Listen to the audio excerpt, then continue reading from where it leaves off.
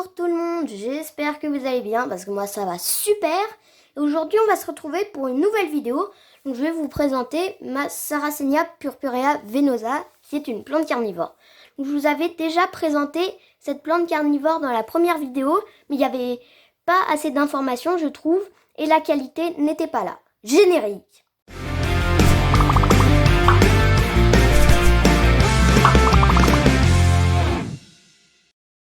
Donc on va aborder 4 sujets principaux. Donc on va commencer par le substrat. Le substrat c'est un petit peu ce qui va contenir dans le pot comme de la terre par exemple. Sauf que pour cette plante on va pas mettre de la terre, on va mettre de la tourbe blonde de Sphaigne. La tourbe blonde de Sphaigne c'est facilement trouvable en animalerie. Voilà, donc vous pouvez en trouver. Donc vous mettez 70% de tourbe blonde de Sphaigne et 30% de permite vermiculite. Ensuite, vous mélangez bien. Et voilà.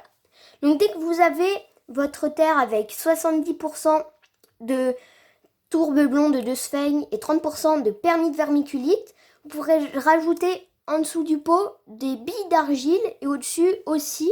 Ça, les billes d'argile, ça va vraiment drainer la plante. Donc vraiment, ça va être bien. Si vous voulez, vous pouvez lui en mettre. Bon, il ne faut pas non plus abuser, lui faire une chose comme ça, mais vous pouvez en mettre. Ensuite, on va aborder un deuxième sujet qui est l'eau. Donc, pour l'eau, cette plante a besoin d'un type d'eau en particulier, ça sera l'eau de pluie. Elle pourra apprécier l'eau de pluie, c'est la meilleure façon parce que c'est gratuit. Ou s'il n'y a pas d'eau de pluie, que c'est la canicule par exemple, vous pouvez prendre aussi de l'eau déminéralisée. Donc l'eau déminéralisée, ça sera vraiment aussi bien pour la plante.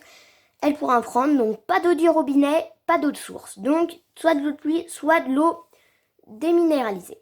Ensuite, pour l'arrosage qu'il faudra pour cette plante, c'est que le terreau, donc la tourbe blonde, doit être vraiment très humide, tout l'hiver à peu près, et l'été gorgé d'eau.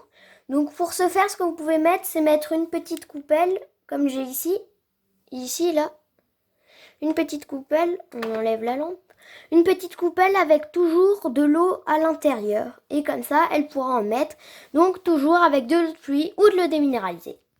Ensuite, on va passer sur le troisième thème, ça sera pour l'exposition. Donc pour cette plante, l'exposition c'est dehors en plein soleil toute l'année. Quand c'est les soirs d'hiver où il y a un orage qui se prépare avec de la grêle et des flocons de neige, vous pouvez la rentrer, mais c'est pas le froid qui va lui faire peur. Elle peut résister jusqu'à moins 15 degrés cette plante, donc vraiment n'ayez pas peur. Vraiment, vous pouvez la laisser, c'est juste quand il y a un gros orage avec la grosse pluie qui pourrait endommager la plante et de la grêle, donc vous pouvez la rentrer. Ensuite, on va parler d'un autre thème, c'est pour la nourriture. Donc elle va se nourrir totalement toute seule.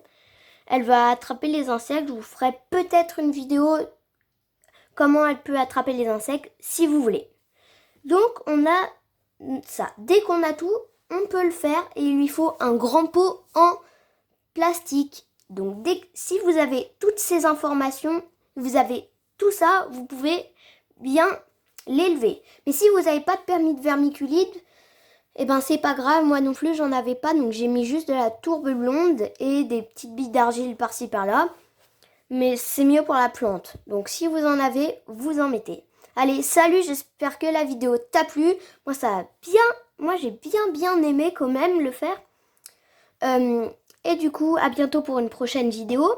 Tu peux t'abonner, liker, mettre un commentaire. Salut!